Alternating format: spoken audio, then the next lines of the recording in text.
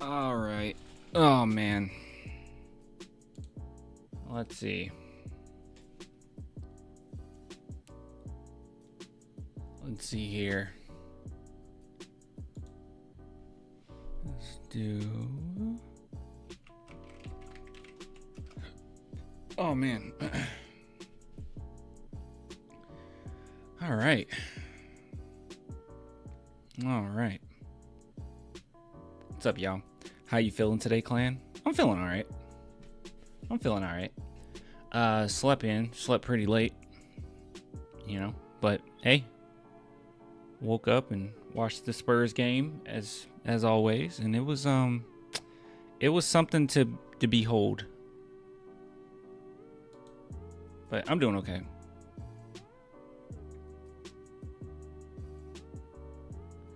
Yeah, that's how I felt. I'm with Urameshi on that. He said, just finished watching the game. Frankly, I never felt like we were going to win. Yeah, that's kind of how I felt. Urameshi, where are you from? You don't have to like say a specific town or anything. Just like Argentina. That's pretty cool. I knew you weren't. I felt like you've said it before, but I knew it wasn't. I knew it wasn't America. Well, that's sick. That's pretty cool, man. I'm from San Antonio. I think a lot of people in the chat are from San Antonio, but I'm always shocked where people are from.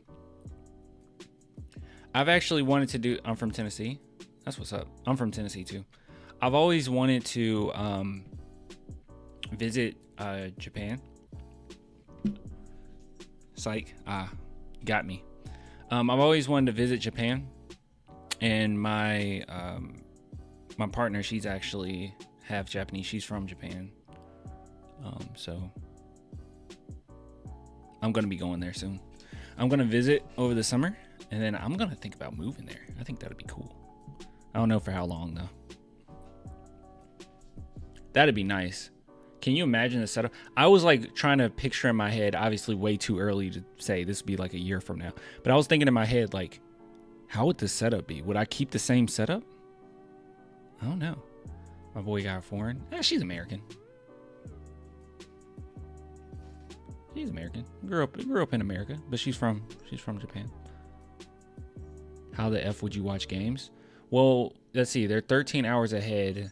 So yeah, it really depends on my schedule. I would hate to have to watch it later. I would want to watch it live, and it will be in the mornings, I would assume. You need to start learning Japanese. Oh, I'm already in the process of that. I mean, I'm like super early on, right? Learned hiragana. Getting back to that because I stopped for a minute, so I'm refreshing my memory of all that. I think I got halfway through katakana, so I need to like steamroll through that and then start the process. But I have like plenty of resources that I'm diving into, so thanks to you guys actually, because there was a lot of people in the chat like when I first mentioned it that said that I should do it. Bro, go. Japan's a must. Oh, I'm gonna go, but I do not want to just like stay there short term. Like obviously I'll get there, check it out, do all the fun stuff as a tourist, and see the vibes. And then I want to go right back, like, what we're thinking, like 7 months after that. I think that's the best way to go about it. And then I'll be good. You're beating me, clan. I'm part Japanese and can't even have a convo with my dad. Dude, I can't have a convo yet. We can all learn together. We all should learn together. You can go visit all Straw Hat statues now that you are watching One Piece. There's Straw Hat statues and okay. I've also seen the conventions there, and I'm like, oh my god, I've been to like every convention. This isn't true, but I've been to almost every convention in America, and I saw one Japan convention. I'm like, oh my god, that's like 2 times better than the best one I've been to. Rename channel to clan from Japan. Ooh, that's kind of nasty. Clan from Japan. Clan from Japan goes hard. Ooh. It's pretty cheap too. Wouldn't mind living there. Yeah, I'm going all in. Hopefully I really enjoy it, and then I'll just push the chat every single live stream to come. We'll see though. Not there yet. Obviously, getting through these next few months, and then over the summer, gonna go visit. So should be fun. Should be fun. Should be fun. What should we do, guys? So like, I'll be honest with you. There's not a lot to take away from this game. I'm disappointed. I know a lot of people are like, I'm not angry. I'm not angry. I'm just disappointed. You know, I'm just disappointed. Chat member. Yeah, the chat, you're completely right. You're completely right. Steph Castle has been incredible. I mean, he has been really, really incredible. I already knew that his role at UConn was, I don't want to say limiting, because it was very important to what they needed at that time. But I knew that him coming to San Antonio, he will be so much better, because he was already NBA ready from day one, I think. He caught up to the game very quickly. And yeah, even his shooting stroke, a lot of people were worried about that. It was never broken, but if you go back to even high school, you know, he shot much better. And then all of the indications during Summer League, in which our players were talking about, yes, he's a better shooter than people think. It was a lot of indications that he's going to be legit. And I think that he could very well win Rookie of the Year this season. I would not be surprised by any stretch of the imagination. So yeah. Castle is clearly ready. He's so ready. It's so obvious. Our main four guys are so nice. Killian says, our main four guys are so nice. I'm assuming you're talking about Castle, Vassell, Sohan, and Wemby, right? Those guys are very solid. And I think even Julian Champagnie is going to be somewhat of a fan favorite once he's able to fully immerse himself into the bench role. I think right now we still switch back and forth trying to figure that out. But once everyone is healthy and he can come off the bench consistently, I think that we're going to see a really nasty Julian Champagnie, one of which is going to hit big shots as well. Just in my opinion, from what I've seen from him, I think that he's going to be a fan favorite. I think a lot of people loved him initially to begin the season. Now that he's teetered off a little bit, he's forgotten. But I really do think that he's legit. So yeah.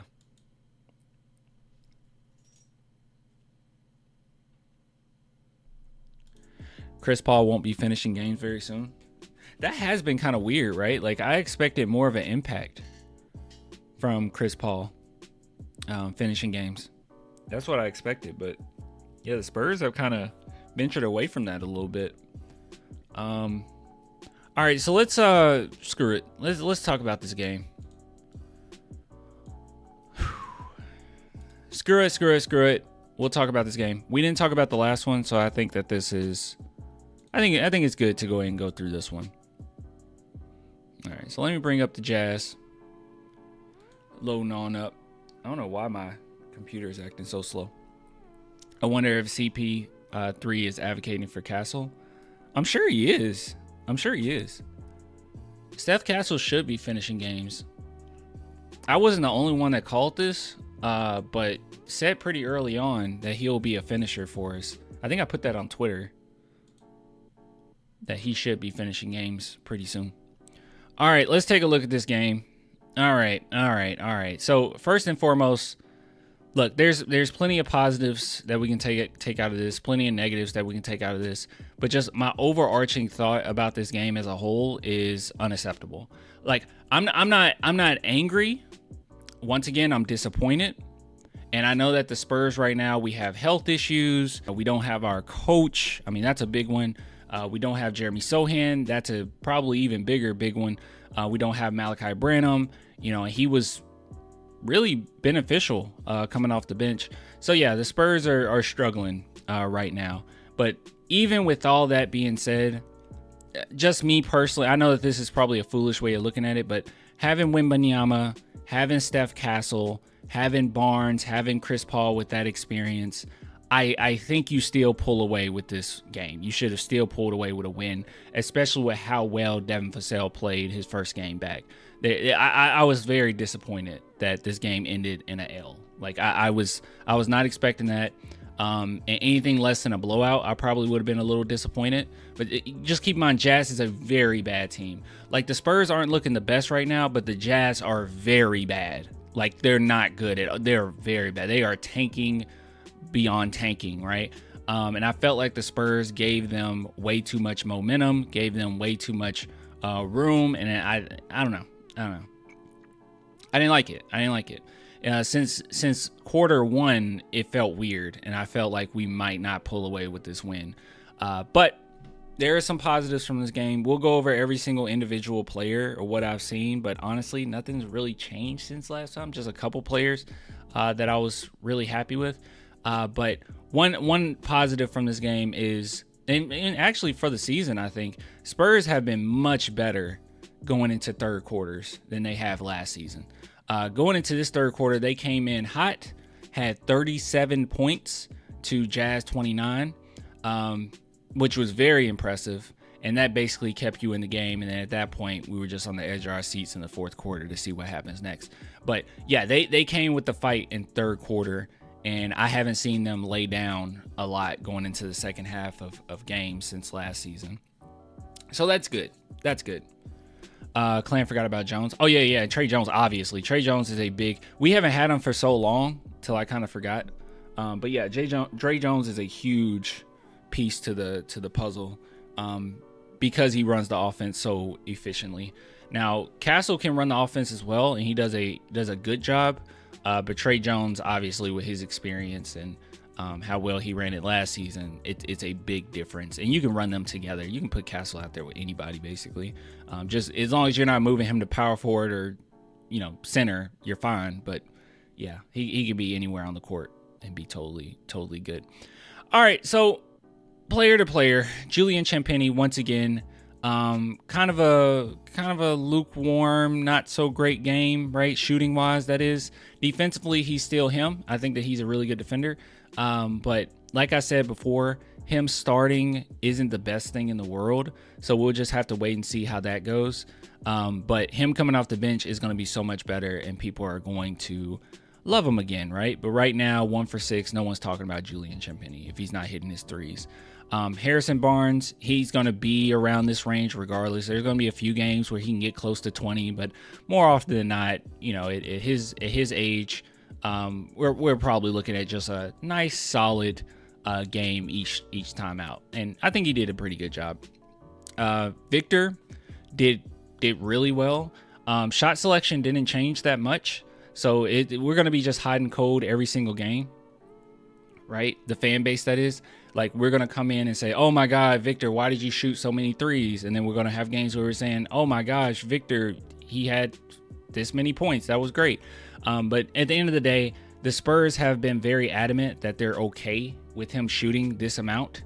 And, yeah, so there's nothing to really – there's nothing I can really, like, yell at the Spurs about, It's like there's nothing I can really – get upset about, because at this point he hasn't really had a full offseason to immerse and work on his game, and then all of these games they're constantly double teaming him, and his big weakness is actually guards guarding him, because he's kind of a big guard himself. So it's been pretty rough for him for the most part, but this game, it was not bad whatsoever. Over 50%, 6 for 9 from 3. I mean, that's really impressive, but we can't expect that every game. So we're going to be up and down. We just got to accept the fact that this is his shot selection right now until, he gets to work on a little bit more facets of his game.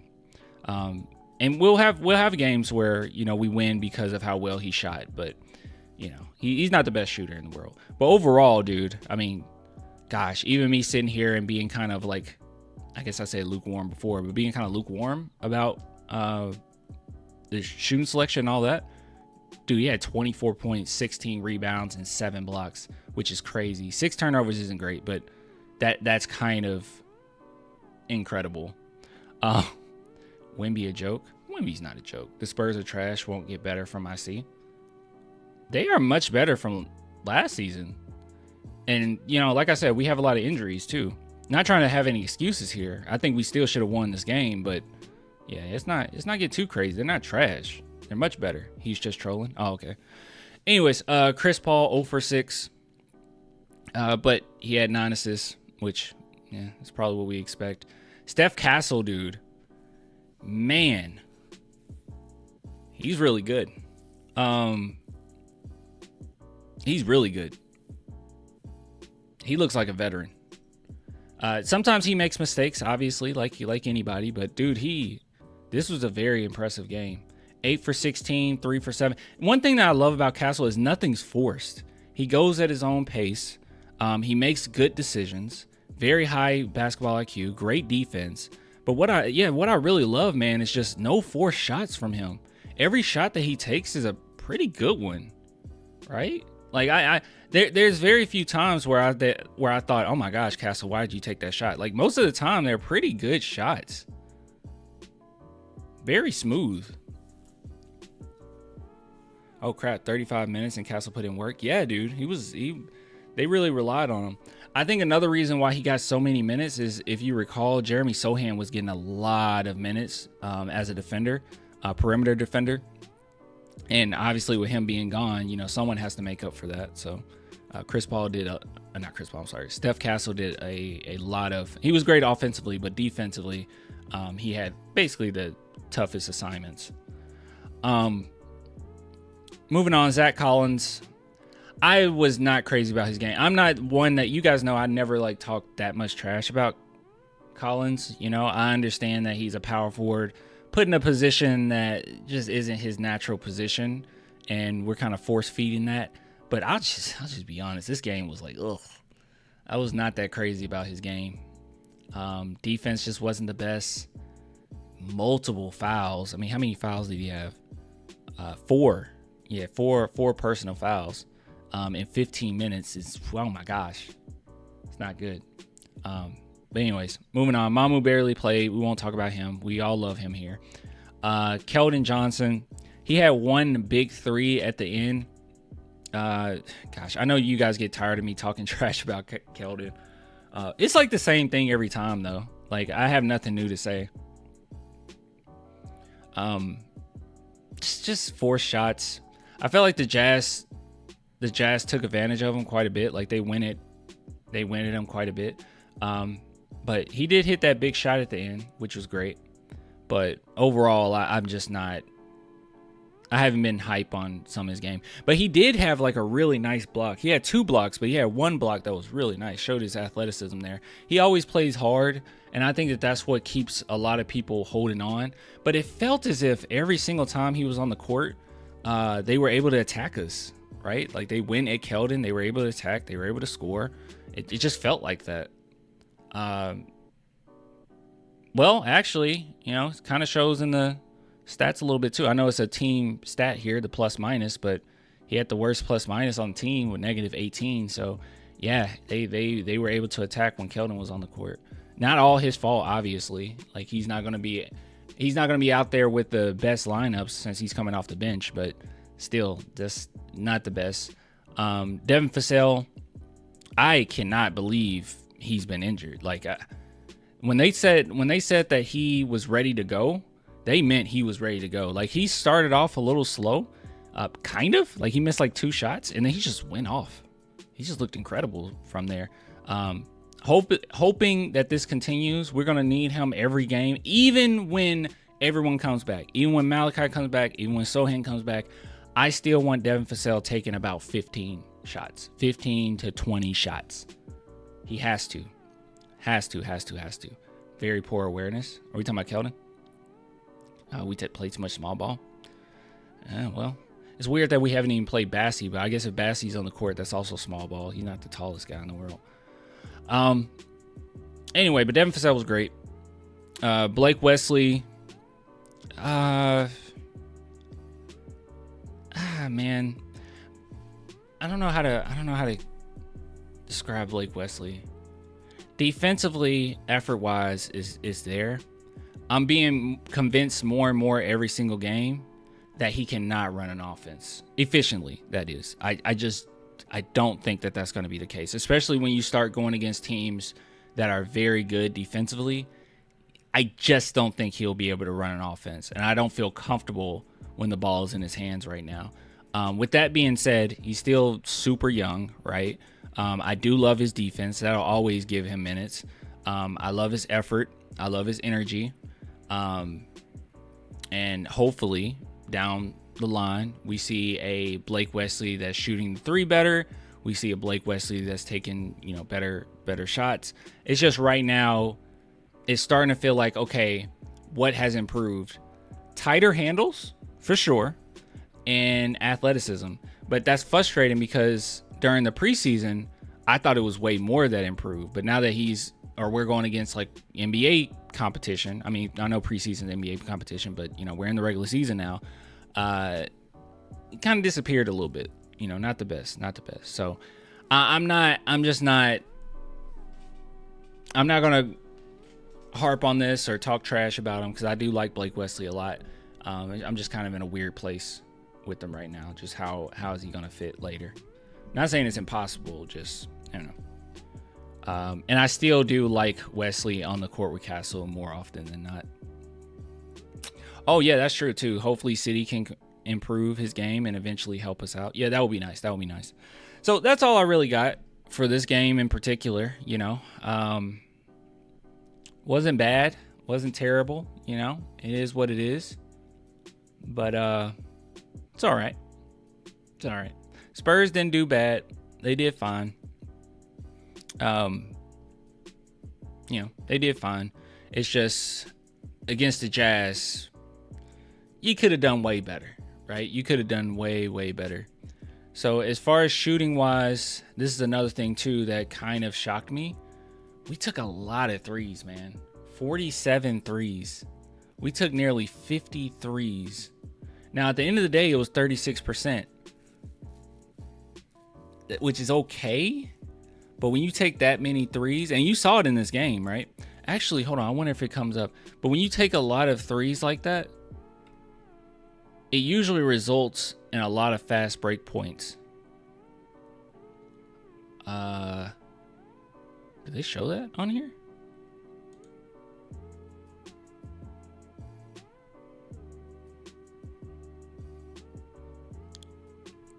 Okay, actually, it didn't result in a lot of fast break points. 15. Seems like the big difference here, you gotta control the paint. The big difference here was the Jazz had 54 points in the paint. 54 points in the paint, opposed to our 34. So yeah, you can't allow that. You can't allow that. Any other assessments from this game that you guys notice? First half felt like we were rushing and chucking. Sure. We were chucking. Sure. Humiliating loss tonight. That's pretty strong language, but yeah, you don't lose to the Jazz. You're too good to lose to the Jazz. Even when we're losing or we don't have certain players, you don't lose to the Jazz.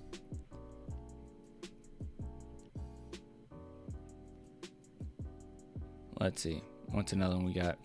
No one can break down a defense on his team consistently. Keldon is the only driver on his team currently healthy, but he always end up in no man's land. Yeah, his defense is pretty bad, dude. Defense is pretty bad. It was one play in particular where no reason for him doing this, mind you. No reason. Victor Wembanyama was on Lauri Markkanen, or it's Lowry, right? Lauri Markkanen. And Keldon came off of his guy to help Wemby, and it left a wide open lane for Clarkson to take a floater in the lane. It was no reason for him to do that. I was like, oh my goodness, dude. Like, just gave him that shot. I did not understand that. Victor can hold his own. I don't know what you're doing. Just gave him the lane. Keldon should be benched the whole fourth quarter. Give Julian those minutes. Yeah, the Spurs seem to have this tendency where they're giving Keldon. It's not that Keldon shouldn't get minutes, okay? So let's say that right off the bat, because there's going to be a lot of people that are like, "Oh, why are you always hating on Keldon?" It's not that Keldon shouldn't get minutes. It's just that the type of player that Keldon is, he should not be in the game heavily in the fourth quarter. His play style is very much so a spark plug, right? Like he come in, give you some energy, and he sit back down. Like I don't think, and that's like maybe the beginning of the third, maybe the beginning of the fourth, right? But I don't think that Keldon is a player that you can rely on down the stretch. I just don't think that. Second quarter, starter, the team's struggling a little bit. You need a basket, throw him in there. Like it has to be that type. I don't think he can have a role like Devin or like Castle or like Wemby or like Sohan. I just don't think he can have that. Sohan, right? Sorry. I always say it wrong. I think I've gotten so used to saying Sohan. It's Sohan, right? Sohan. Looking like it's going to be tough to get in the play-in. Oh, I'm not expecting the Spurs to get in the play-in. I'm still sticking with my 44. All right, I'm sticking with my 44 wins. But then again, that's still not enough, I think, to get into the play-in. So, tanking for Trey Johnson is coming. I understand we are missing 3 players, but Keldon's low IQ isn't an option to close games. You just can't close games with them. You can't. You just can't close games with them. There's so many plays where I felt like the ball is moving fairly well, and maybe you need one more pass. And Keldon isn't necessarily wrong for thinking this because he's done this so many times, but Keldon will get the ball and he sees one man in the paint and he just goes in his chest. Not necessarily wrong to think that he can't make that shot. He shouldn't think that he can't make that shot because more often than not, yeah, he can if it's one player. But at the same time, I don't know, man. You're letting the defense off easy, and when you start getting into those fourth quarters and teams adjust and they're ready, and they're clutching, and they're gonna stop you. It's gonna look ugly.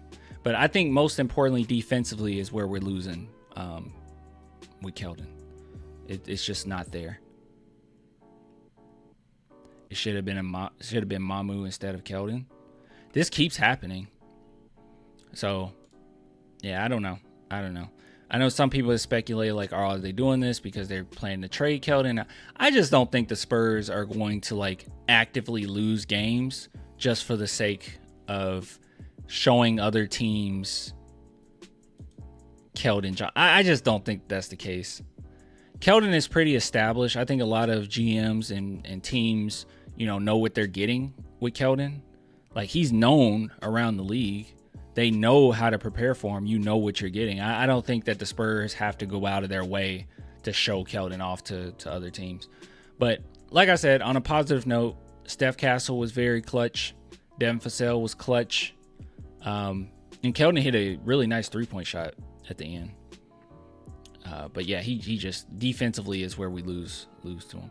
Make a Keldon calling package at the end of the trade deadline, and I'm gonna be a happy fan. I feel you. Get rid of Wesley. Wesley's so young till I'm just kind of like, how can we use him? I'm not fully off the Blake Wesley bandwagon here. Like I'm just kind of like, how can we use him? What can we do there? It's possible. I definitely think it's possible. It's just we're in a weird spot right now with all these injuries. We can't figure much out on how we can use him effectively. That'd be impossible. Trying to figure out how to use Blake Wesley? I don't think so. Keldon doesn't know where the help comes. He thinks all he needs to do is beat his man and no one will be at the rim to meet him there to deter him. Yeah, and like I said, he lets the defense off easy, I think, too often. He let them off easy. One extra pass is when things start getting deadly. One extra pass is when teams start to worry about if that pass is coming. But if Keldon has the ball in their hands and they know for a fact, oh, he's just going to drive straight in. Like, it's so easy to adjust to that. There's no second guessing. There's no, oh my goodness, wait, Keldon's driving, but I probably need to hold on to my guy right now. Like, people can just come help whenever they really want to. Keldon always messing up switches. That's another thing. Yeah, defensively always messing up switches. I did not like I said, that play earlier, I did not understand why he tried to help Wemby with Lowry market. I do not understand that. I don't know. Oh yeah, true. Leave a like under this video, guys. Your message just brought that up. Leave a like under this video. Vassell, Sohan, Wemby, Castle, Paul. Here's dreaming. No, I don't think that's a dream. No, dude, I don't think that's a dream. I think that's becoming more of a reality. That will be the starting lineup. Yeah, real talk. I think they're going to try to hold on to having our boy. Gosh, I don't know why it takes so long to load.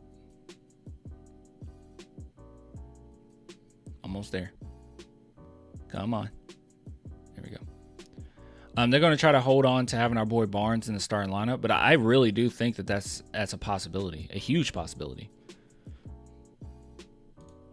That's what I wanted day one. A few injuries away is all. From that happening? I don't think so. I think a full healthy team, you can go with that lineup.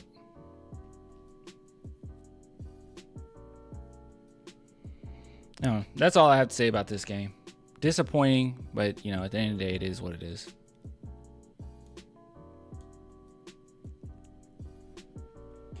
All right.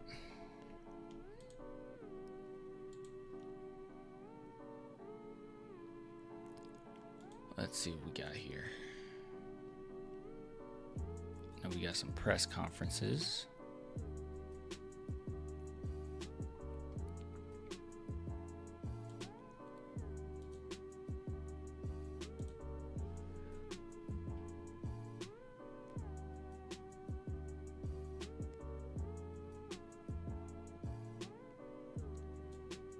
All right. Okay, guys. So starting off right off the bat. All right. I want you to tell me what were your thoughts about Devin Vassell's performance this game, because I personally thought it was quite incredible.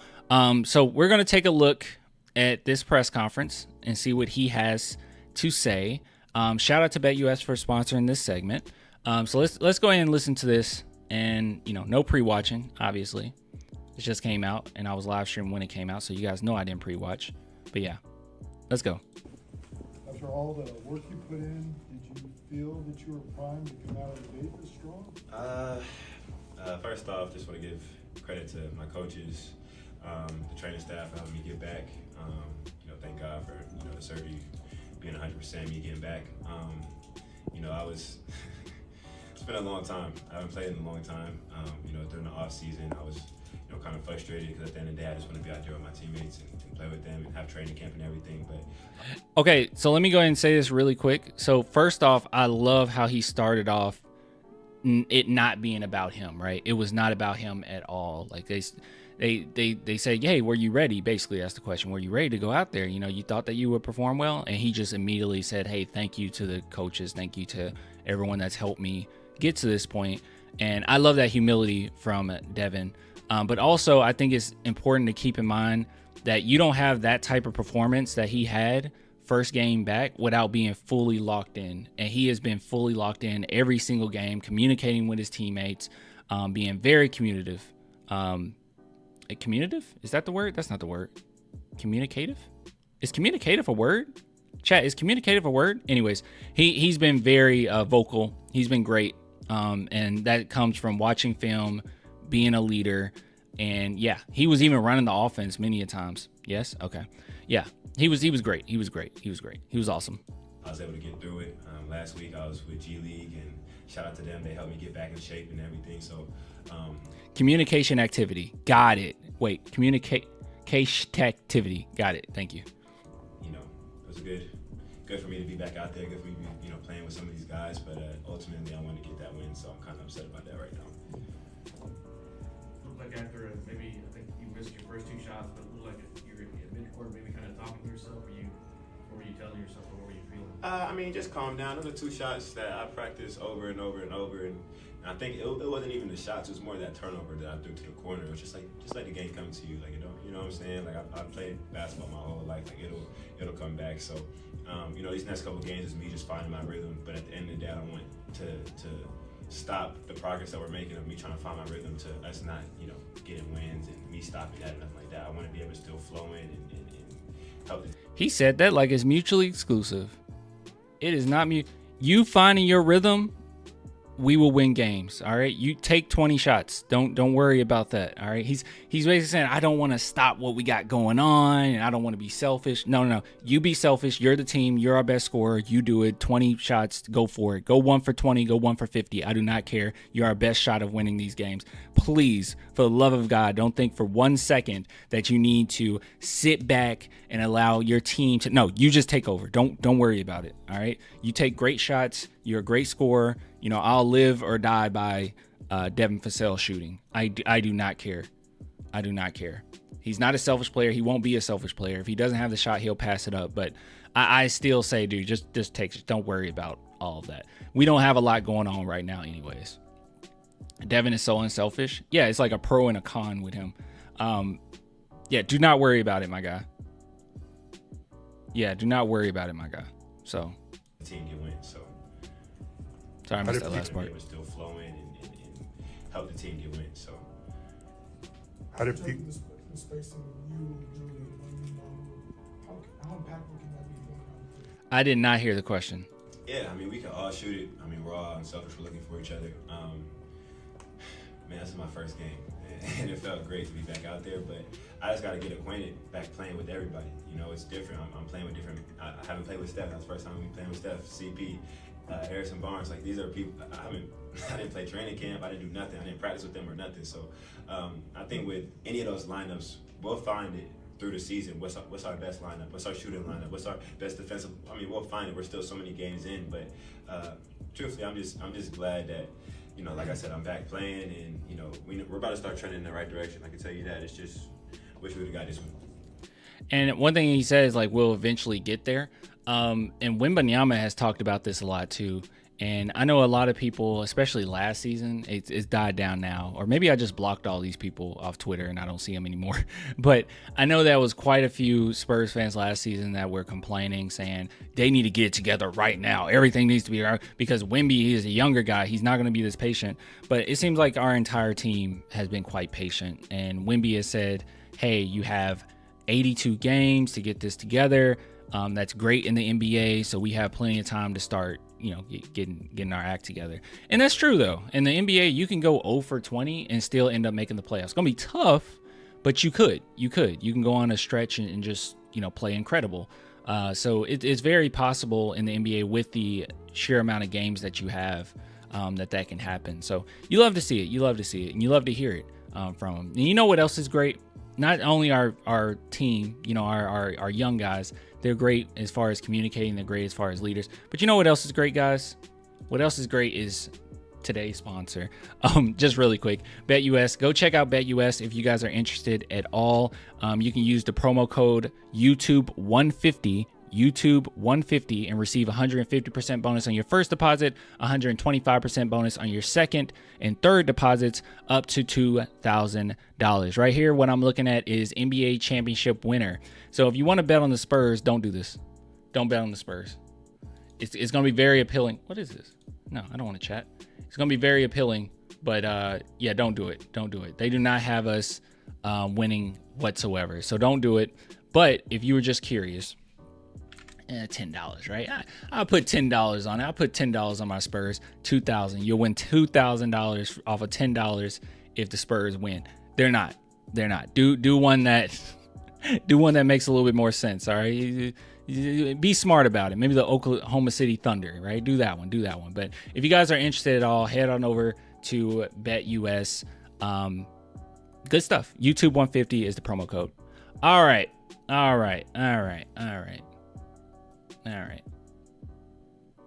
already lost you, Devin. Here he is. Stefan's in there at the end with you. What do you think about him? I mean, it's huge. I think we had a little shoot him low towards the end, and then he gets that backdoor cut, kind of opens it back up. He got a dunk. He's playing confident. He's playing aggressive. I keep telling him, I see you in the gym all the time. Don't shy away from shooting a shot. Don't shy away from being yourself. Like, We talking about Castle, right? I think we're talking about Castle. just embrace the moment. Embrace the fact that you're here, and he is. So I'm gonna keep giving him confidence. As soon as I checked in, he's telling me like, Dev, don't worry about a miss. Don't worry. Like, we're trying to instill that into each other, and that's what makes each other. We're gonna make each other better. We'll make each other great. But shout out to him because he played his butt off today. It felt like you and I haven't heard one, which, okay. This is probably going to be a silly comment because you're not going to hear a lot of negative things, but I haven't heard anything negative out of the camp about Castle whatsoever. Nothing. Every single person that's talked about him, it's been high praise. It really is giving me the vibes of when Kawhi Leonard was here, where Popovich just loved his demeanor, loved the way that he worked, loved everything about him. Players would talk about him. They wouldn't really criticize too much. They'll say, yeah, he's really good. Young, really good, though. So, yeah, I don't know. I get the same vibe here where it's been nonstop praise. Now, like I said, you're not going to hear a lot of things that's negative, especially coming out of the Spurs camp, but you will at least hear something that's like, hey, yeah, of course, he's just still learning. He's still young. You'll hear something like that, but we haven't heard anything like that. It's been nonstop. He's incredible. And that's really good. Vic, toward the end of last season, we're really starting to get into a rhythm in the pick and roll. Yeah. Have you felt in this sort of short time that you've been able to prepare, getting back into it, do you feel like you're starting to pick things up where you left off? We will, 100%. Just give me a little bit of time for us to sit here and talk about stuff. Castle and Devin look like brothers. They don't look anything alike, but the hair is obviously. We'll talk about the game later. We'll talk about stuff that I've seen. He'll talk about stuff that we've seen. And I think there was a couple of times where I had a matchup to where I could attack, and there was a couple of times where he had a matchup where he could attack. We'll get that two-man game going. We'll get back rolling. First one, we got the first one out of the way, so we'll be all right. We're going to get that two-man game going. Guys, we are so back. Not really. We're not back yet. We're not back yet. We're not back yet. It's going to really suck because it's going to be a while before we see Jeremy Sohan again, and we really need him. So that's going to be tough. So it's going to, we should get a lot of crazy Devin Vassell performances to get these W's. How does the foot feel? Fantastic. I'm ready to play right now. Just keep playing. What was it like being out there with, you already talked about with Stefan, but what was it like being out there with CP3?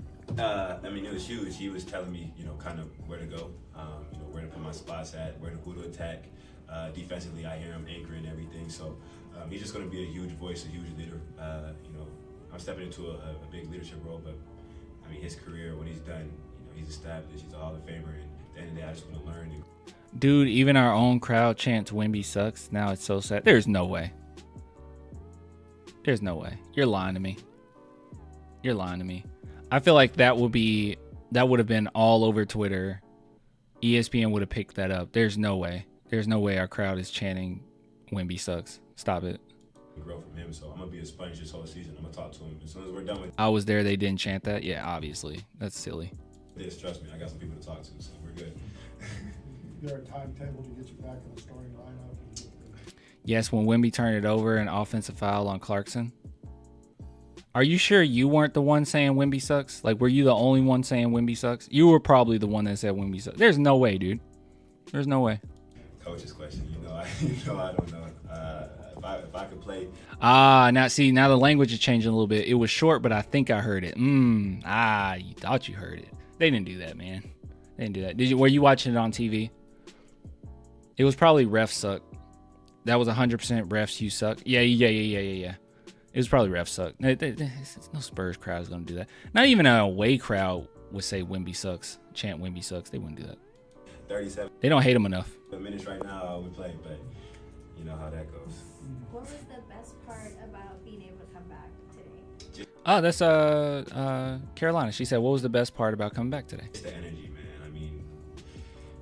Me being there, this is all I want to do is play basketball. So for me to come out here, the fans, we have the best fans in the world. The ovation that they gave me when I first checked back into the game and everything, it's just so much love. I truly appreciate it to the fans, but just just excited. I'm excited to get this thing back rolling. Like I said over and over, I wish we'd have got that dub today, but we got another game on Monday versus Sac, so let's get that one. Thanks, Dad. Good stuff. Good stuff. Man, Devin Vassell speaks so fast. I never have to speed up any of his interviews. Love to hear it, though. I think that's some good news. That he's just comfortable, and it sounds like he wants that two-man game with Steph Castle, and yeah, we should see something special. We should see some pretty special performances between those two. And, you know, I honestly do. I know Devin Vassell is one player, and it's going to be a lot on his plate, you know, trying to help us get these W's. But I truly do believe having him is going to make a lot of difference, right? I think Chris Paul's job is going to be even easier. Castle's job is going to be easier, because keep in mind, Devin Vassell, which I hate to say this, but it's true. I think Devin Vassell's runs the offense, maybe the third best on the team, behind Chris Paul, Trey Jones, and I would say Devin Vassell, then probably Castle. But he plays the offense even better than Wesley. So if you want to just see it as an upgrade from Wesley running the offense right now, I think that's a huge upgrade. I misheard. Oh, okay. It's okay. Okay, my bad. I'm sorry. Don't ban me. I'm not gonna ban you. I was just like, there's no way the crowd chanted that. They wouldn't have done that. I'm pretty sure last time Dev played the Kings, he dropped 36, if I can remember correctly. Let's check on it. Devin Vassell versus Kings. Sure StatMuse has it. All right. Last game he played them was in March. And yeah, 30 points. He had 30 points, 9 assists, 5 rebounds, 2 steals, and a block. He absolutely went off with 61% field goal percentage. My God. And in the game prior to that was 32 points, 7 assists. This is what I'm talking about. He can run the offense. 7 assists on 72 field goal percentage.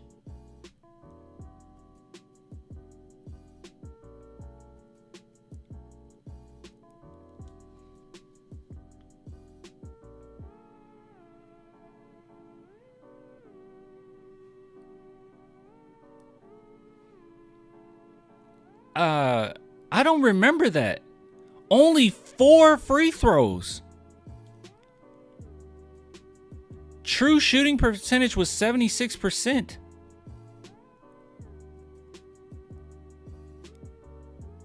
Oh, I'm sorry. No, was 79%. Oh, only took 5 free throws. Okay, only took 5 free throws.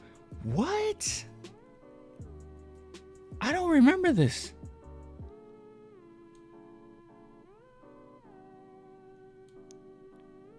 I want Devin to take 15 to 20 shots per game. And these 2 games,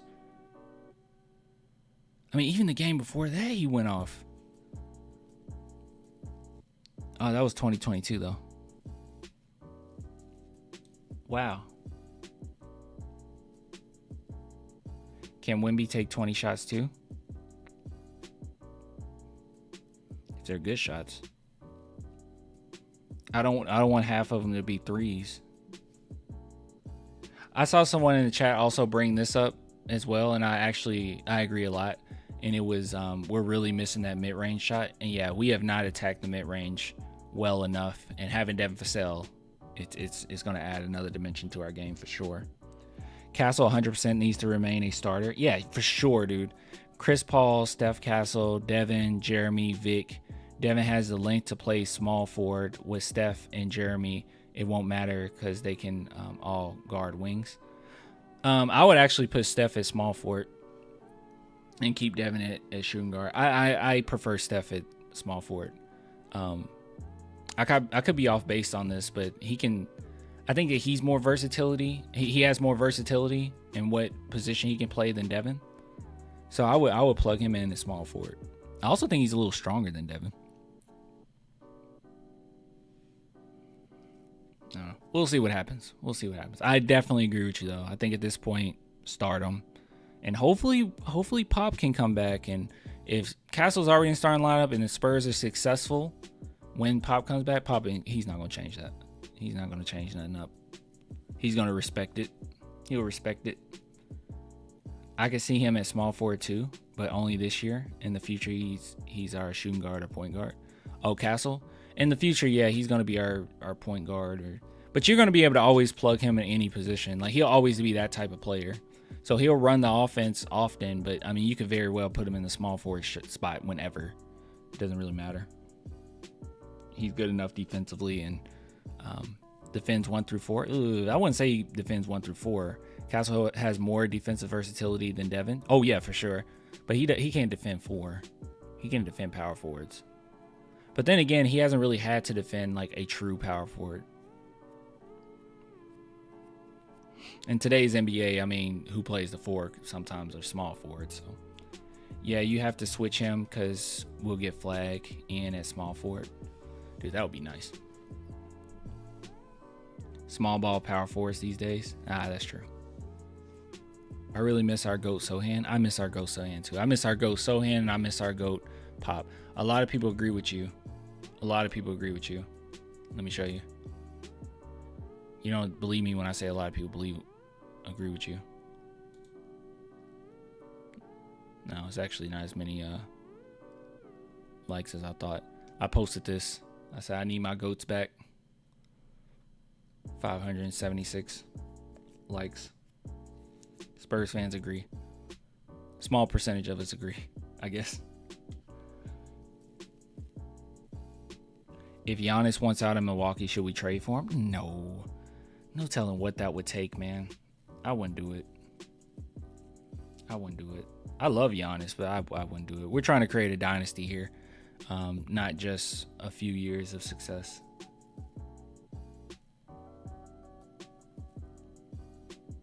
Anyways,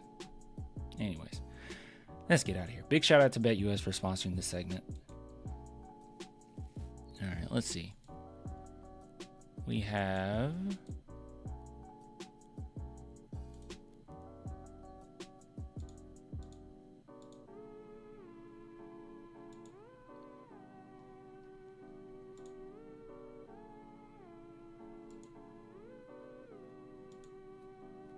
let's see what else we got here.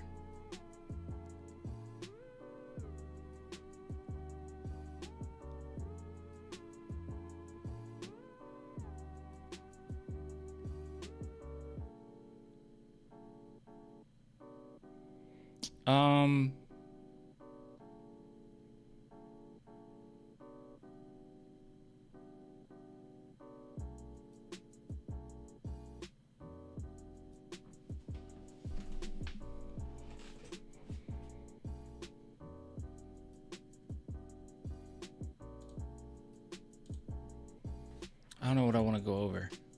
Should we go over what that executive said about Wemby, or should we go over... I guess we can just combine the two because we play on Monday, so we might as well get it over with.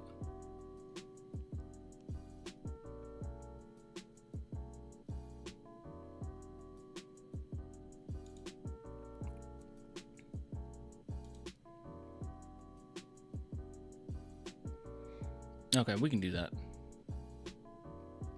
Here, let me duplicate this.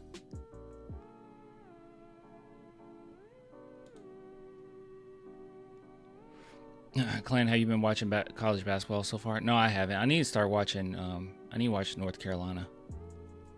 That's my team. I haven't watched anything.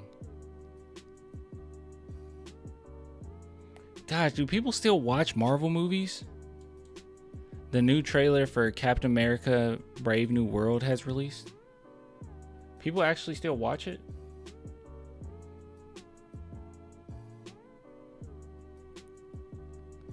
I don't know.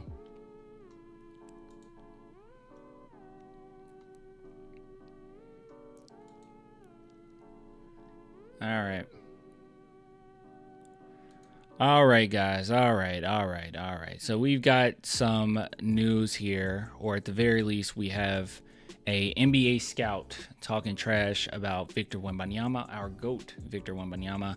And we also have Mitch Johnson answering the hard questions here, one of which about the crazy amount of threes that the Spurs took and another one about Victor Wembanyama's 3-point shooting. So what we're going to do, we'll start off with Mitch Johnson and see what he has to say about Wemby. We'll talk about today's sponsor, BetUS, as always. And then we'll dive into what that terrible, evil NBA scout had to say about our GOAT. Let's go ahead and start off with this one. Shout out to Spurs reporter for posting this, but apparently asked Mitch Johnson the question of all these threes they took. You cool with that? You good? What's up with that? Coach, 47 Oh my God, that's loud. Turn this down a little bit. Jump scare. attempts from 3-point range today matched the franchise high. Was that by design or what they were giving you? We definitely want to shoot the three-pointers. I don't feel like right now, answering the question, that we forced a bunch. There definitely has to be some balance. I know we didn't get to the rim much in the first half. I think the turnovers are my biggest bugaboo right now without rewatching the game. It's not the shot. Bugaboo? Your biggest bugaboo? See, this is why I miss Pop. Pop would have never used bugaboo. Pop's cooler than that. My biggest bugaboo? Come on, coach. Come on, that's not going to inspire your team. Come on. Bugaboo? I think the turnovers are my biggest bugaboo right now without rewatching the game. It's not the shot selection. I think it's the turnovers. Guys, we got to stop this, all right? These bugaboos. I have a lot of bugaboos about this game. He never left the 90s? For real? All right. So overall, he didn't have that much. It sounded like he didn't have much issue with all the 3-point shooters, 3-point shots. Honestly, me watching the game, I recognized that they were taking a lot of threes. I don't think it's great to take that many threes, but at the same time, it didn't seem like it was really terrible shot selection or anything. They were really taking what was given to them. And hey, I mean, Wemby had a good game. I guess he was 6 for 9. Speaking of Wemby, how do you feel about him going 6 for 9? He made shots that he's missed earlier, so there's not an overreaction either way. He's a phenomenal shooter. We want him shooting all those shots. And him, along with the group, just continuing to be consistent with the fundamentals and not skip steps. Okay, cool. All right, so he doesn't have that much issue or problems with it seems like. But he's right. The turnovers are really what's bad. And that's kind of unfortunate because I feel like earlier, especially in the preseason, I thought that the Spurs looked better when it comes to, turning the ball over. And last season, it was a lot of, we can make up for it because of how great Wemby was and teams didn't know how to play him. But now it's really starting to weigh on us because Wemby can't just go get you a shot right now. Not yet. He did a good job in this game. But for the most part, he doesn't have a go-to move. They're double, triple teaming him. Really working towards his weaknesses, making sure they get a guard on him. Which I know that a lot of us will complain and say, "Oh, you need to just play harder," but he's not used to that yet. He has to figure it out. And he doesn't have a go-to, and the Spurs are still trying to figure out a go-to for him, a go-to spot. So pretty tough situation that you're in there. So I do understand Wemby taking the amount of threes that he has, but I do want to talk about that executive that NBA scout that had some wild stuff to say about our boy. Before looking at that though, big shout out today. Sponsor BetUS. Please use promo code YouTube150 and you'll receive 150% bonus on your first deposit, 125% bonus on your second and third deposit, all the way up to $2,000. And we already took a look here, and this was just for funsies, right? There's so many different things that you can vote on, obviously, or not vote on, I'm sorry, that you can bet on, obviously. But looking at NBA championship winners, right now they're saying the Spurs have no shot whatsoever. We don't have the worst chances. It looks like Chicago Bulls worse than us, Wizards, Portland. All right, those are guys that are like no doubt in their mind that they're not going to win it. Brooklyn Nets, Pistons, Atlanta Hawks, all of which have worse chances than us. Now, the Atlanta Hawks being worse to us is huge because we already know we got that pick coming up, right? But the Spurs, if you wanted to bet on this, don't do it. Don't. Choose a smarter one. If I were you, I would go with maybe the Mavericks would be a decent one. That might be a decent one, right? Take a little bit of a risk, but they could possibly hit there. But if you are curious, If you just drop $10 on the Spurs, that's $2,000 if they won the NBA championship. Not going to happen, but I will probably stay in this realm. All right, I will stay in this realm. Then you just hit place my bet and you're good to go. All right. Now let me go ahead and tell you guys about, oh my goodness. Oh, thanks for the super chat, Art Lopez. Thanks, man. I'll read your super chat in a little bit after this segment. NBA Scout. An anonymous NBA Scout says Victor Wembanyama is not an impactful offensive player. He's absolutely awesome on defense and not impactful at all on the offensive end. He just looks like he's playing without a whole lot of direction. So here's the thing, all right? I think there's a little bit of nuance here, okay? First and foremost, this statement right here, playing without a whole lot of direction, I actually agree with. I do. Wholeheartedly, I agree with that. I think that a lot of times he doesn't have, we kind of mentioned earlier, he doesn't really have a go-to spot right now. Still doing a little bit of experimentation. Most of these games have just been, I'm jacking up 3-point shots. If we want to mention a go-to move, the go-to is just shoot 3-pointers. Every now and then he pulls something out where it's like, okay, yeah, that's the Wemby we remember. But too often not, that's not the case. Now, to say that he's not impactful offensively at all, I think that's just incorrect. Demonstrably incorrect. That's not true. But by virtue, okay, so Victor Wembanyama gets double team, triple team in these games.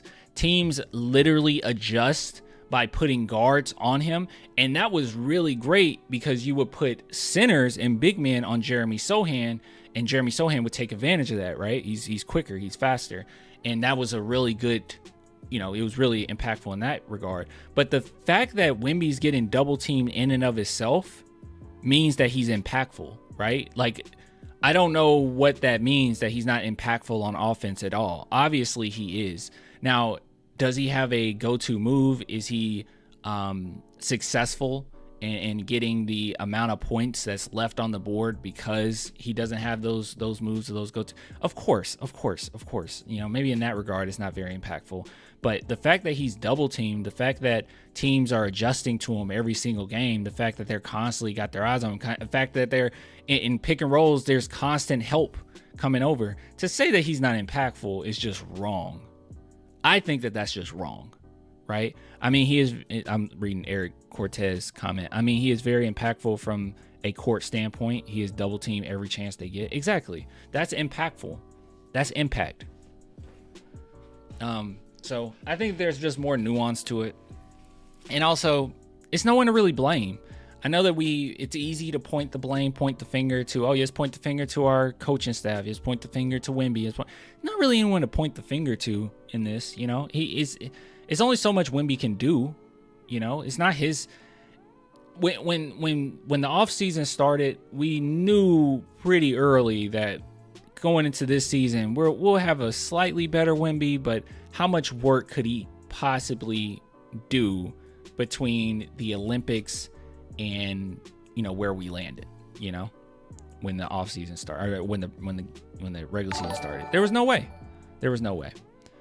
Dude, thank you again for what the heck? What's up with you guys? Thanks for the super chat, man. All right, I got to read both of these comments. We're going to end this segment. But yeah, so just wrong. I hate it. Terrible, but whatever. Shout out to BetUS for sponsoring this segment.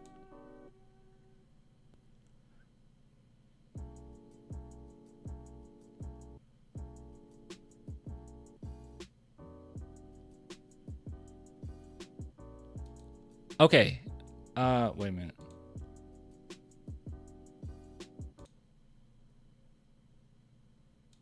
All right. So big shout out to Art Lopez.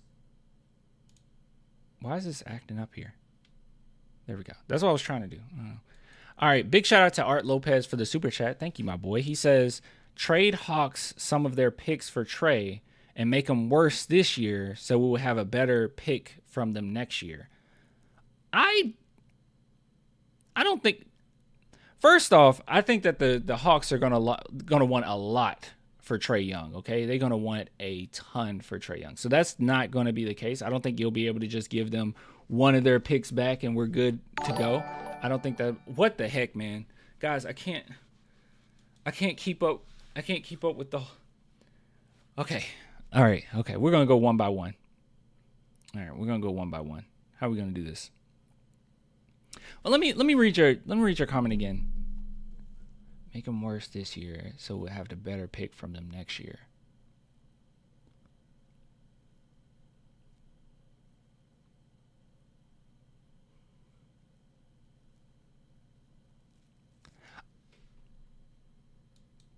All right. Okay. After rereading it, I like your idea, Lopez. I do. Lopez says trade Hawks some of their picks for Trey and make them worse this year so we will have a better pick from them next year. I love your thought process there, but there's no way in the heck you get Trey Young. Did my stuff just act up? Oh, my God. Okay. All right. I'm ready to answer. All right. Art Lopez says trade Hawks some of their picks for Trey and make them worse this year so we will have a better pick from them next year. I love what you're thinking, but there's no way that they're going to trade Trey for not all of their picks back. Like they are going to want all of their picks back. I know somebody, which was such a silly comment, man. I think it was on Twitter. Someone brought up to me and they were like, well, Trey Young, I mean, he's just not worth anything. That's why they were able to trade DeJounte Murray quicker than Trey Young. And it's like, no, it's just the market out there. What you will want for Trey Young, teams aren't able or not willing to give that up. And the Hawks knows how valuable he is, so they'll be more willing to get rid of DeJounte Murray for less than to get rid of Trey Young for less. That's all that comes down to. So yeah, it's not gonna. I don't think that will work. But I would love that. But no, not gonna work.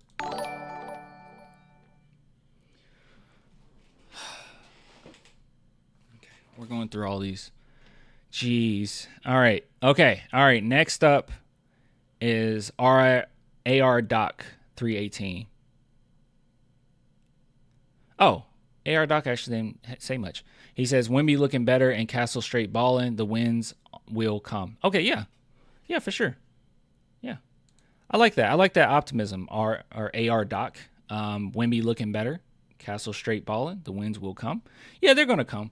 The Spurs are actually a pretty decent team. This is why I've been more disappointed. Last season, all of the losses, I'll be real, I wasn't really that upset about. You can go back to some of the videos last season, go back to the live streams, and it was just kind of like dude, I hate that we're losing, but we all knew that it just wasn't, they just weren't that good, right? And they're still adjusting. We were having fun at least watching Wemby. But this team right here is much better than what they've shown, I think, thus far. And they're still getting used to things, and they're patient. Wemby has been patient. Devin Vassell has been patient. They're on the right page. And I think they have a good head on their shoulders. All of the guys, all of our star players. So I think we're going to be good. We just got to get healthy again and get those reps, and we'll be all right. All right, so we got another super chat here from Dustin. Let's see.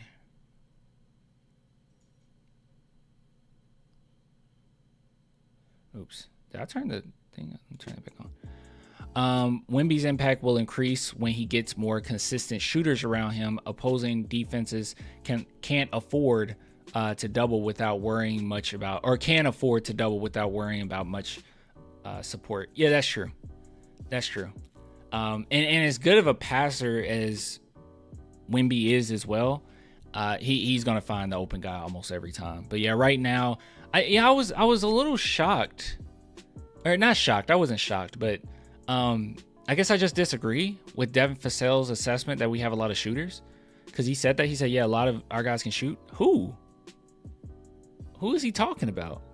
I know Bassey is known to be able to shoot. We haven't played him, but he hasn't shot. Blake Wesley is not a good shooter. Keldon Johnson is a streaky shooter. Mamu can shoot. He's not a guard, but he can shoot. Zach Collins has not shown yet that the three-point shooting in the offseason is impactful for us. Castle can shoot, but I'm not expecting him to be a shooter. Chris Paul has not been the best shooter. I don't know what he's talking about. Maybe Julian Champagnie and Barnes, but Julian hasn't been the best. I don't know. That was weird that he said that. I don't know. Anyways, Sebastian the Third. I just wanted to contribute to the super chat. You just wanted to be part of the group. Okay. Well, thank you, man. Clan, did you watch Deadpool 3? Yeah, I watched it. Yeah, I seen it. I didn't like it. No. That's not true. I'm lying. I enjoyed it. But man, it just felt icky, you know? Like it felt like Marvel was being self-aware without doing the things that would show that you're self-aware. Does that make sense? Like the whole MCU, like they made fun of it, but you're still doing it, you know? It's like it comes across as disingenuous. It wasn't authentic. It felt like when Deadpool in the first movie, and probably even the second movie, but especially the first movie, it felt like a true project. Like they loved the character, they wanted to make this. Even the special effects was, wasn't a ton of special effects, but it was a lot of it was gritty, it was bloody, it felt punchy. This Deadpool 3, I did not vibe with it that much on that level. I felt like it was so CGI heavy, and I don't know, I just didn't like the fact that you're making fun of the company you're with now, but like you're still going through with it. Like, why would Deadpool want to join the Avengers? That character in the first two movies, the whole second movie was about him not wanting to do that or be that type of, like, doing his own thing. Deadpool is his own thing. Why would he want to join the Avengers? It just felt like everyone loves the Avengers. Everyone loves MCU. We're going to make fun of ourselves a little bit, but we're still going to do the same thing. I don't know. It was weird. Deadpool 3 was the best of the series. What are you talking about? It was not the best of the series. Go back and watch Deadpool 1. Deadpool 1 had more heart. Deadpool 1 had a better story. Deadpool 3 is not better than Deadpool 1. I thought Deadpool 3 was funny. Sebastian said, I thought Deadpool 3 was funny, but very bad. Yeah, the story-wise, it just wasn't really there, but it was funny. Deadpool 1 by far is better. By far better. I wasn't the craziest about Deadpool 2, but it was okay. And like I said, I enjoyed Deadpool 3. The opening sequence was so funny. It was so funny. I love that. But yeah, no, it's not touching Deadpool 1. Even like I said, even special effects wise, Deadpool 1 was much punchier. It felt more gritty. This one just wasn't. It was just CGI fest. An okay standalone movie, but a bad movie for trying to hold MCU multiverse. Makes sense. I can't stand I'm so tired of the MCU, man. That's why I'm so happy with Matt Reeves' Batman. I'm so happy that DC is finally going into the direction of just kind of lay off some of the universe stuff. Just have it in its own universe. Have them in their own universe. You can make series around their own universe. We don't have to do all this like Avenger crap. I'm tired of it. Endgame should have been the end. Exactly, Sebastian. It's a very funny movie where nothing happens. The story goes nowhere. It's really bad. Yeah, that's how I felt. It's a funny movie that's not very impactful. You watching Daima? My friend. I'm actually going to the theater tomorrow with my girlfriend to watch Daima. It comes out in the English dub comes out tomorrow. So I will be in theaters to go see that. I'm excited. Matt Reeves' The Batman was peak. Yeah. The Batman is like, it's so funny because it critiques capitalism, right? Obviously, if you watch the movie, you have media literacy. It's critiquing capitalism. Like it's very obvious. It's great.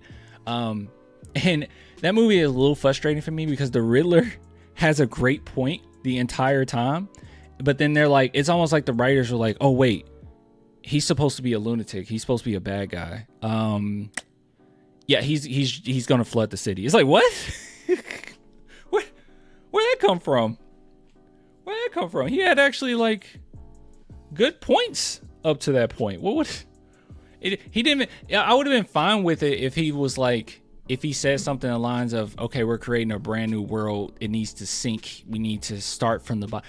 I mean, if that's what he said, he didn't really say that. It was just kind of like a, oh yeah, also we're gonna murder thousands of people. Like, what? I initially felt whatever about the Batman, thought it was solid, but that's it. Then as time passed, it grew on me a lot more. Yeah, it's a really good movie, man. The Penguin's pretty good too. I am on episode 2 of The Penguin. I loved that first episode. The way it ended, I was like, ooh. But I'm a sucker for crime, like gangster films, gangster shows in general, though. I'm a sucker for those. I love Goodfellas. Ever since I remember, I wanted to be a gangster. It just felt so real and grounded. I love every minute of it. Yeah, it's good. It's good. I like that Batman is an actual detective. You know, he's actually doing detective work.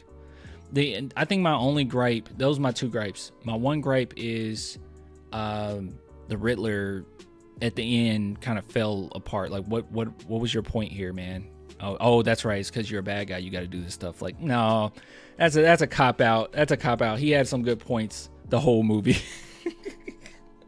He had a point. I'm sorry. He had a point the whole movie. Now, that's a cop out. Just so I can't fully be on board with him. Get out of here. Get out of here. Get out of here. And number 2, I thought the movie was too long. I thought the movie was too long. Way too long. Way too long. Am I amusing to you, Clan?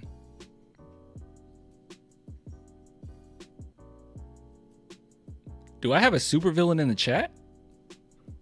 What? Oh gosh. Oh gosh. It's about to be like the Amazing Spider-Man, like Electro.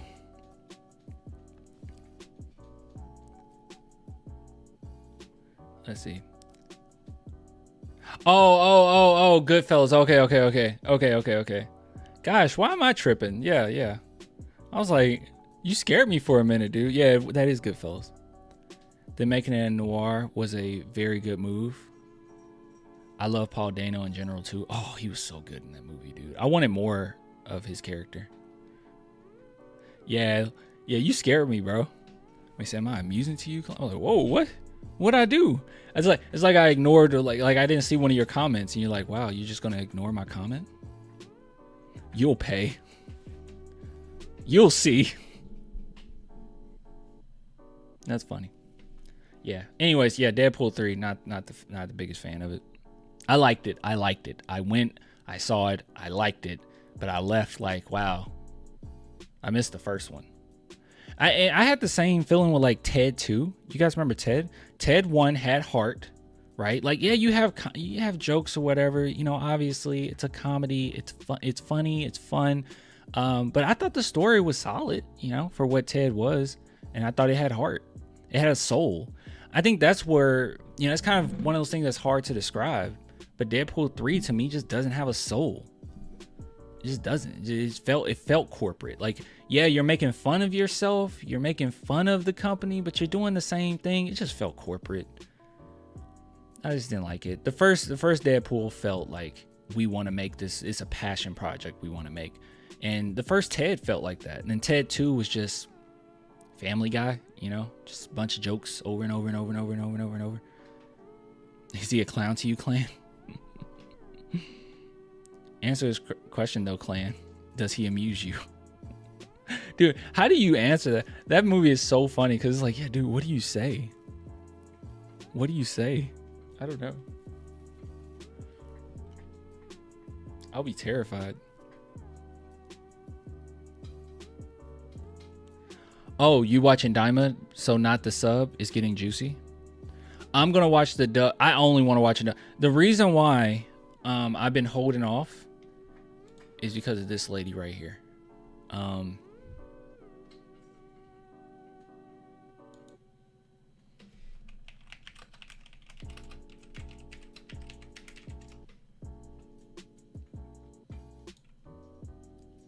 Where's my homie? Stephanie Nadolny. As you know, she was fired from Funimation back in the day. Unfortunately, she was fired. and it was a lot of craziness going on. I know it was rumored that she was with Christopher Sabat, the voice of Vegeta, and they broke up and stuff there. And but I actually went to a comic convention or anime convention, and I got her autograph. And I asked her, I was very curious, like, what happened. I knew it was kind of talked about before, but I never looked into it. And I asked her what happened because I was a big fan of hers, and I'm a big fan of that voice. And once Kai came out, I was like, what is this? Like, whose voice is this? And I found out later it's Luffy, but I was like, I do not like this voice for Gohan. What is this?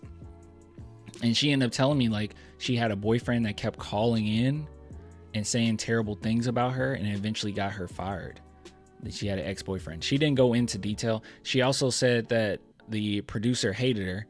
Now I know that was she didn't say his name, but that was Christopher Sabat.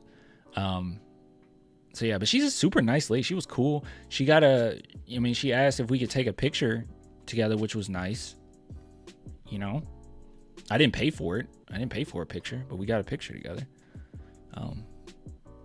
But yeah, so that's why I'm waiting, because I just love her voice for Goku. I can't not experience it for the first time with her coming back. Like, that's how I want to experience Kid Goku again. I always watch both subbed and dubbed. She's back then? Oh, she's back. Yeah, she's the voice for Goku. She's finally back. Yeah, if she wasn't back, then I would have just watched the subbed and watched the dub after it came out. But when it got announced that she was actually back, I couldn't help myself but to be like, dude, I have to experience it with the OG voice. What did they got?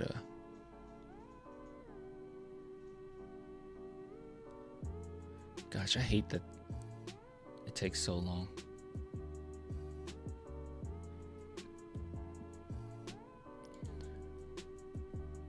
Hanging out here with Kid Goku, and you ever find that cloud and that stick? Because I'd like to send Meg away and hit her with the stick before she leaves. Okay, whatever you say. It's freaking sweet. Hanging out here with She's like, whatever you say. Oh, and another thing too, that's the original Frieza. Okay, since then we've had like 2 other Friezas. We've had a lot of Friezas. One passed away, and then his apprentice actually does it now. Damien, can't remember last name. I ended up getting his autograph as well. I got her to do a video for my brother in the Frieza's voice, so that's pretty cool. That's what? I heard that you went viral. Viral? You mean like the infection? No. Viral on social media. I don't know what that means. It must be something that those stupid... No! You have been stopped. That's cute.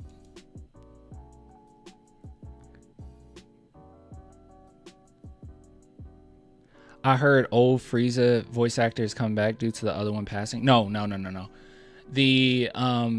The one who does Frieza voice now is, like I said, his name's Damien. Gosh, what's his name? Damien something. I got his, like I said, I got his autograph. He's great. Let me see if I can. No, she's not coming back. Honestly, I love her. I love the OG, but he's just better. He's much closer to what the newer Frieza was. Let me see. Damian Mills. Yeah, this is the guy who does it now. Oh, that's him with her. Look at that. That's him with the OG. I am Lord Frieza, ruler. See, he's so good at it. Lord Frieza, ruler of the universe. No, I am Lord Frieza, ruler of the universe. What? No, but I am Lord Frieza. I am Lord Frieza. No, I am Lord Frieza. No, I am Lord Me. Wait.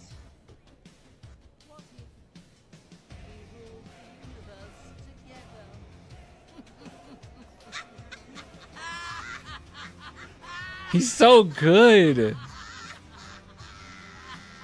That's such a good voice, dude. The old lady sounds like Smoker Voice Frieza. That's the OG Frieza.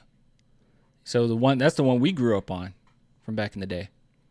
That's how Frieza used to sound. Frieza, who did Frieza?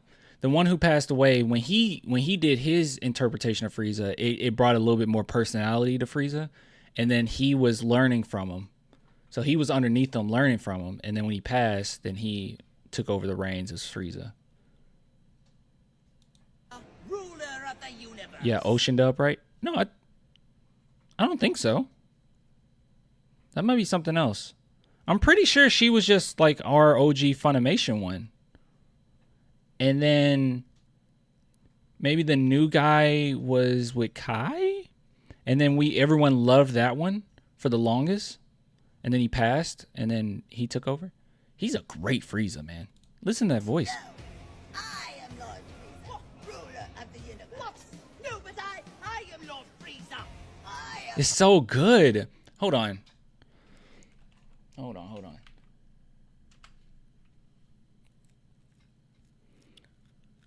If you really want to know the possibilities for the future with Damian Mills being Frieza, because he loves his character.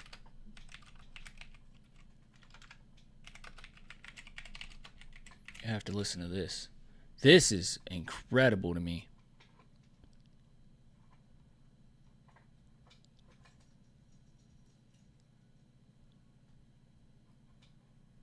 Where is it? Is it Saga?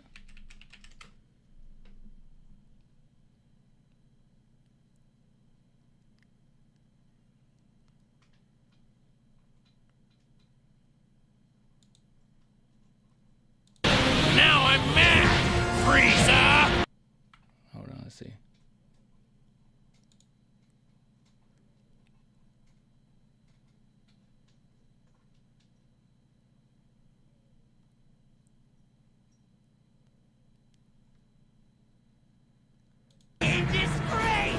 Yeah, listen to this voice. So this is Damian Mills right here. This is so good, man. You die in disgrace at the hands of your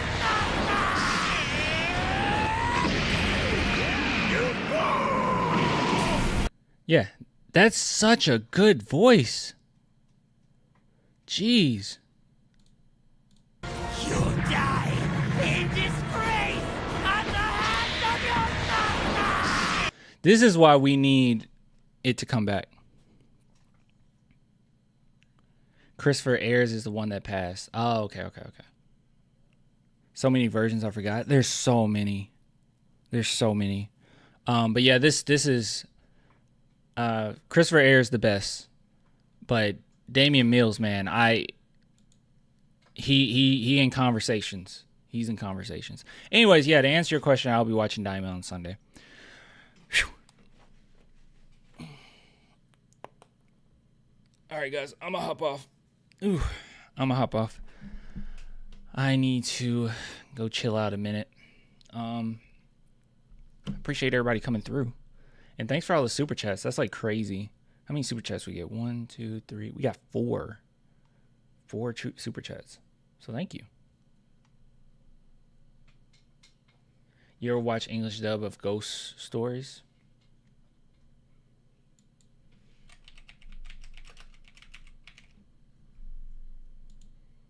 Have I ever seen Ghost Stories? What is Ghost Stories? I've never seen this. Is it worth watching?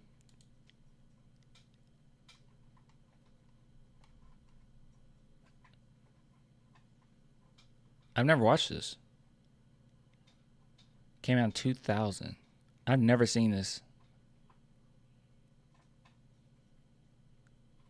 If you ever have the chance, watch it. It's so funny. Okay, so it's kind of like, it's like anime South Park. What? Shut up. You really gonna convince me like this? Why did you just say 2 things I love in the same sense. What is wrong with you? It's like anime, South Park. Why would you name two of my favorite things in the world like that? Now I have to watch it. It's only one season of it? Anime, South Park don't make sense. Well, hey, South Park has an anime episode themselves now. Don't forget. Playing with weapons. Having fun playing with weapons? Is that the episode? It's that type of humor. I'm on it. I'm on it. And it says on Crunchyroll. I'm on it.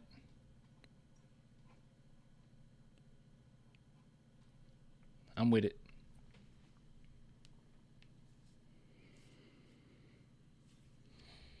All right.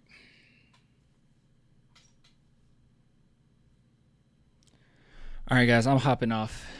I will get with you later. All right, we'll get with you guys later. Yeah, I'll see you guys on Monday. We'll talk after the game on Monday. This was cool. I'm starting to feel a little bit better. This past week was pretty rough, but I'm starting to feel a little bit better. Honestly, my plan to go to Japan actually got me really excited. Got to work my butt off, obviously, to get to that point, but that's my plan. I'm not holding off on it. That's what I'm going to do. It's going to be fun, though. Nice chapter in life, man. Nice chapter in life. It was a show that was so bad in Japan, they gave it to the U.S. to do whatever to it, and the actors just went wild on it. Wait, so the show is bad?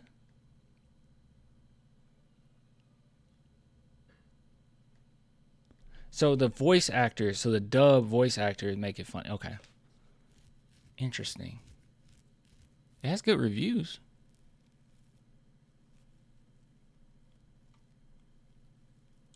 Hold on, this is what Reddit says.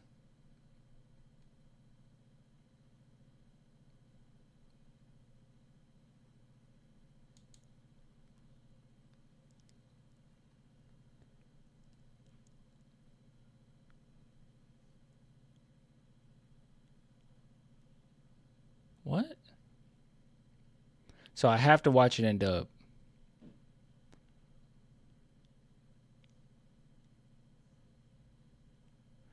It's genuinely great and hilarious, though also offensive in a way not everyone will enjoy.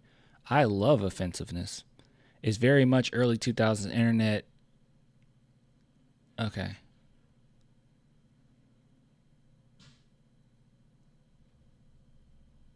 Has to be in dub. All right. All right. I'll check it out.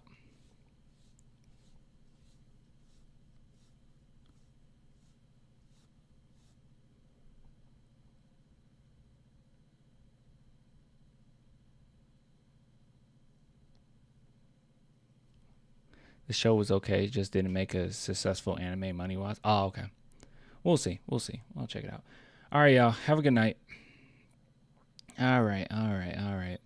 Oh, was I hallucinating when Castro threw an off the backboard lob to Wemby for a dunk? I cannot find the highlight anywhere on the internet. He did, but they called a foul. Check out Spurs Reporter. And this isn't a good video of it, but yeah, it happened. So Spurs Reporter has it. He just recorded off his TV, but